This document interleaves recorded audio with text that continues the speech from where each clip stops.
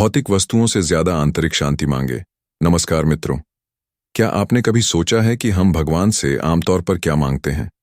धन, गाड़ी, बड़ा घर, सफलता, और यह सब मांगना गलत नहीं है, लेकिन क्या ये चीजें हमें सच्ची खुशी और संतुष्टि देती हैं?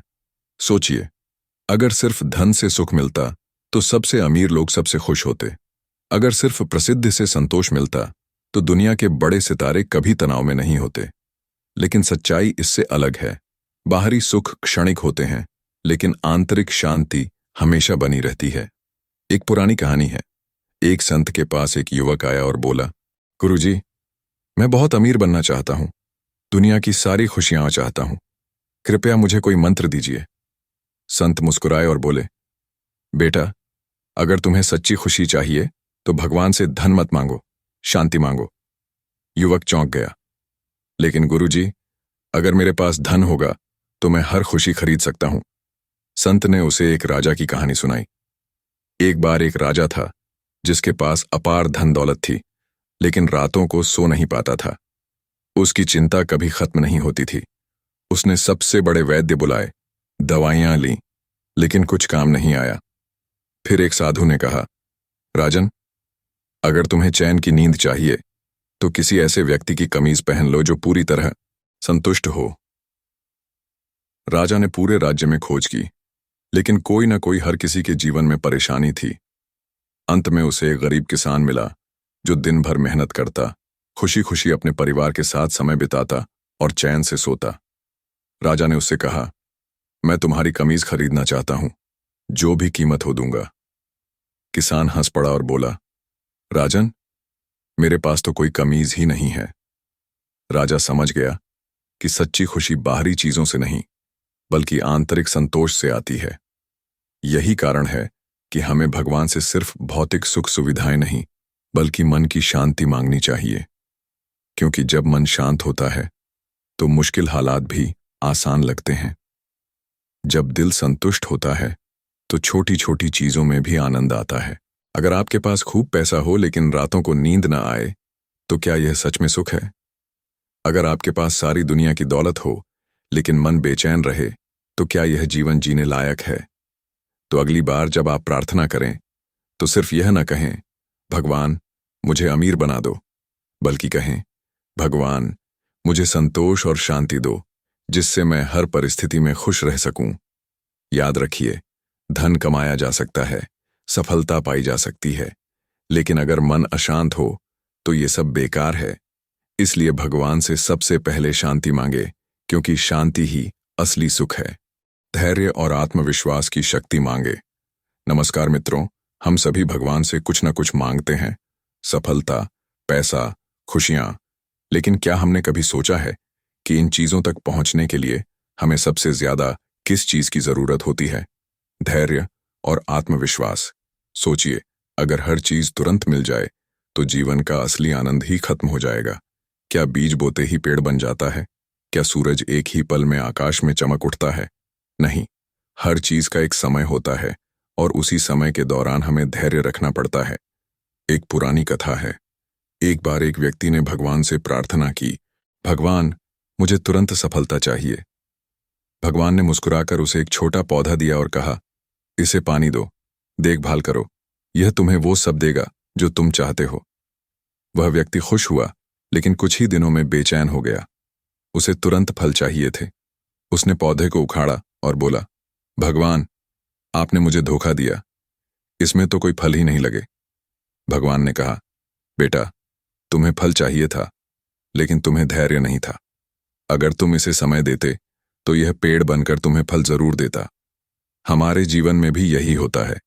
हम सफलता चाहते हैं, लेकिन धैर्य नहीं रखते। हम भगवान से चीजें मांगते हैं, लेकिन अगर वे तुरंत नहीं मिलती तो निराश हो जाते हैं।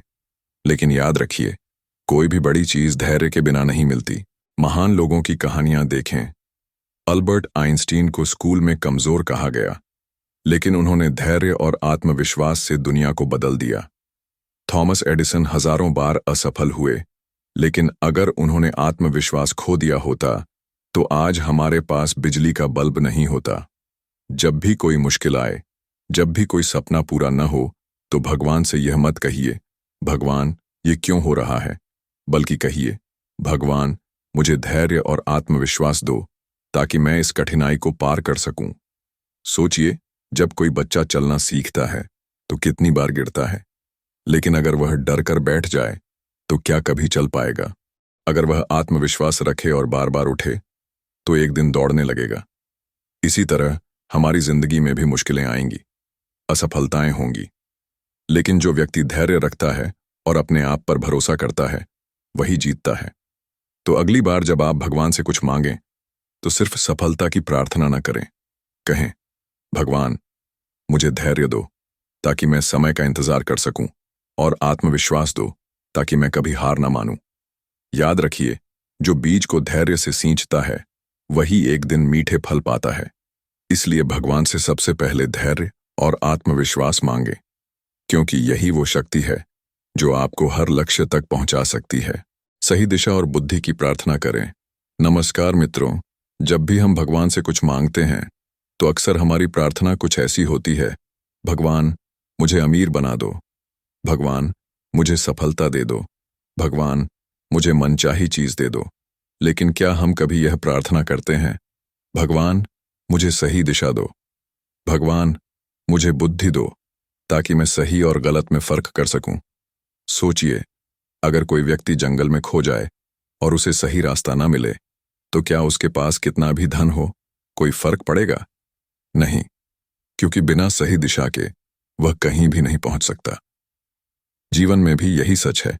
अगर हमारी दिशा सही नहीं है तो सफलता, पैसा और नाम सब बेकार हो जाता है।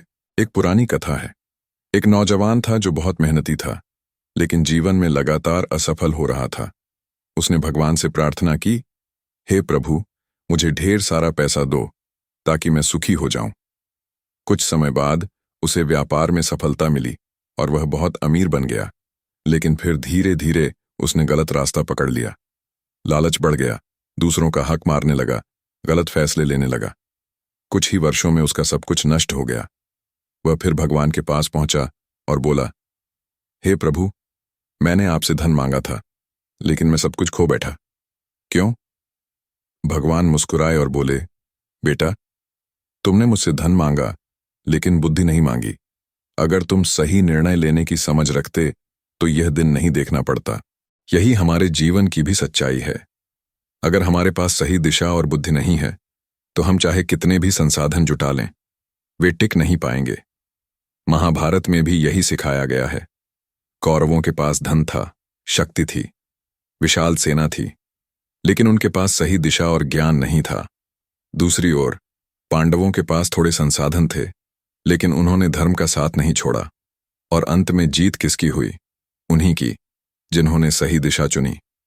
आज के समय में भी देखिए, कई लोग जल्दी अमीर बनने के लिए गलत रास्ते अपनाते हैं, लेकिन क्या वे सच्ची सफलता पाते हैं? नहीं, क्योंकि असली सफलता वही होती है जो सही दिशा में बढ़े और लंबे समय तक टिके। इसलिए अगली बार जब आप भगवान से कुछ मांगें तो सिर्फ दौलत या सफलता की प्रार्थना न करें। कहें, हे भगवान, मुझे सही दिशा दो, मुझे समझ दो ताकि मैं सही और गलत में भेद कर सकूं। मुझे वो बुद्धि दो जिससे मैं अपने और दूसरों के लिए सही फैसले ले सकूं।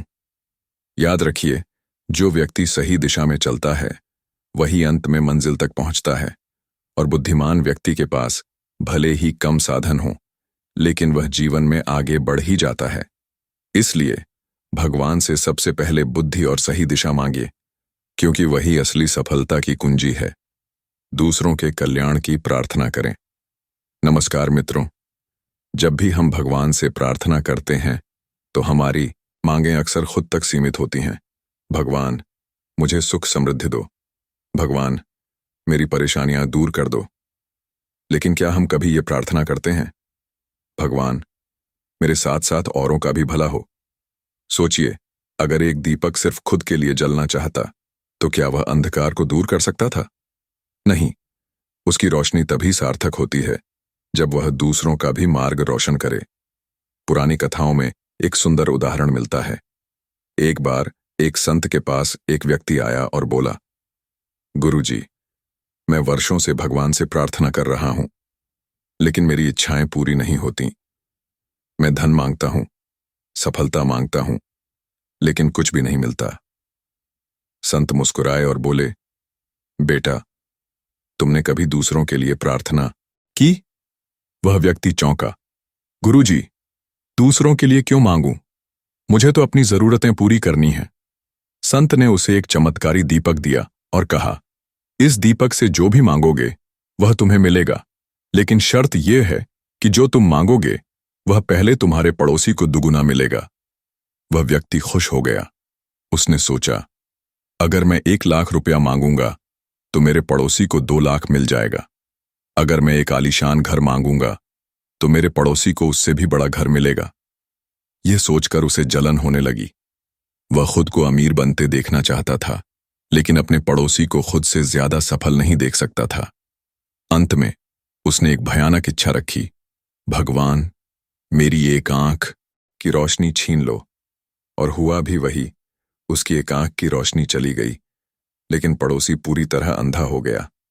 मित्रों, यही हमारी सोच बन गई है। हम सिर्फ अपने सुख की चिंता करते हैं, लेकिन दूसरों के कल्याण के बारे में नहीं सोचते। लेकिन क्या हमने कभी यह समझा कि जब हम दूसरों की भलाई चाहते हैं तो हमारा भी भला होता है? भगवान कृष्ण ने भगवद गीता में कहा है, जो अपने लाभ के लिए नहीं बल्कि समस्त जीवों की भलाई के लिए कर्म करता है, वही सच्चा योगी और भक्त है। जब हम दूसरों की भलाई की कामना करते हैं तो ब्रह्मांड हमारी भलाई की व्यवस्था खुद कर देता है। इसका सबसे अच्छा उदाहरण प्रकृति में ही है। पेड़ खुद के लिए फल नहीं खाते, नदियां खुद के लिए जल नहीं पीती, सूरज खुद के लिए रोशनी नहीं देता। फिर हम सिर्फ अपने लिए क्यों सोचें?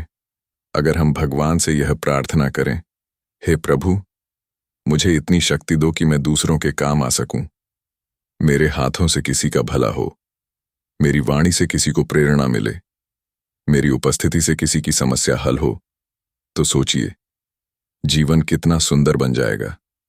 स्वामी विवेकानंद कहते थे, जिस दिन आप बिना स्वार्थ के दूसरों के लिए प्रार्थना करने लगेंगे, उस दिन से आपकी हर प्रार्थना सुनी जाएगी। तो अगली बार जब आप भगवान के सामने हाथ जोड़ें तो सिर्फ अपने लिए नहीं बल्कि पूरे संसार के लिए प्रार्थना करें, क्योंकि जब हम दूसरों का भला चाहते हैं तो भगवान हमारे लिए पहले से ही भलाई का मार्ग तैयार कर देते हैं।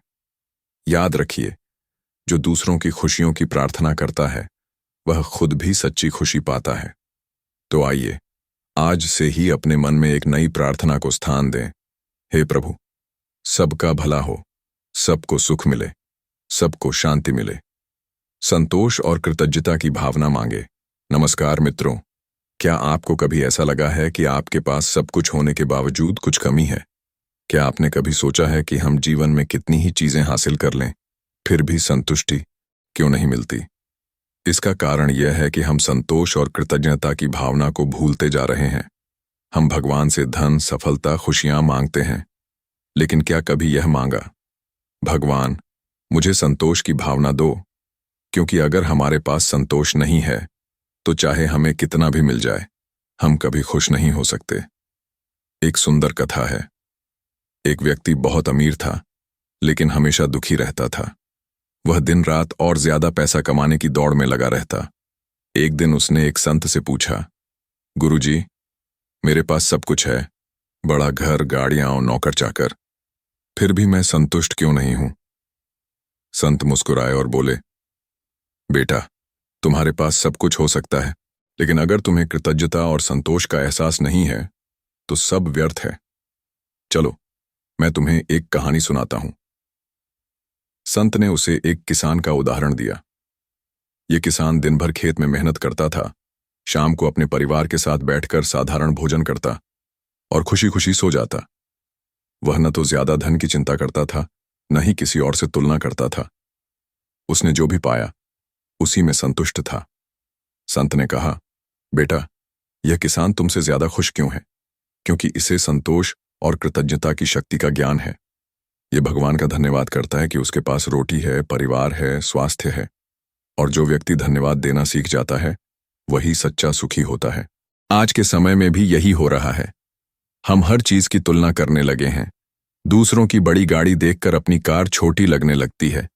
किसी के बड़े घर को देखकर अपना घर छोटा लगने लगता है और इसी कारण हमारे भीतर असंतोष बढ़ता जा रहा है। लेकिन सोचिए, क्या आपने कभी अपने जीवन की अच्छी चीजों के लिए भगवान का धन्यवाद किया? क्या आपने कभी यह सोचा कि दुनिया में कितने ही लोग ऐसे हैं जिनके पास रहने के लिए घर नहीं, खाने के लिए रोटी नहीं, पहनने के लिए कपड़े नहीं? अगर हम हर दिन सुबह उठकर भगवान का धन्यवाद करें, भगवान, आपने मुझे एक और नया दिन दिया, स्वस्थ शरीर दिया, भोजन दिया, परिवार दिया, तो हमारी सोच बदल जाएगी। हमें महसूस होगा कि हम पहले से ही बहुत कुछ पा चुके हैं। भगवान बुद्ध ने कहा था, जिसे संतोष है वही सबसे अमीर है, क्योंकि संतोष वह खजाना है जो कभी खत्म नहीं होता, और कृतज्ञता वह भावना है जो हमारे जीवन को शांति और आनंद से भर देती है। तो अगली बार जब आप भगवान के सामने जाएं, तो सिर्फ यह मत कहिए, भगवान मुझे और ज्यादा दो, बल्कि कहिए, भगवान जो दिया है उसके लिए धन्यवाद, और मुझे संतोष की शक्ति दो ताकि मैं हर परिस्थिति में खुश रह सकूं। याद रखिए, जो व्यक्ति संतोष और कृतज्ञता के साथ जीता है वह जीवन में सच्ची खुशी पाता है। तो आइए आज से ही अपनी प्रार्थना में यह नया संकल्प लें, हे प्रभु, मुझे संतोष दो ताकि मैं जो भी मेरे पास है उसमें खुशी पा सकूं, और मुझे कृतज्ञता की भावना दो ताकि मैं हर दिन आपके आशीर्वाद के लिए धन्यवाद कर सकूं।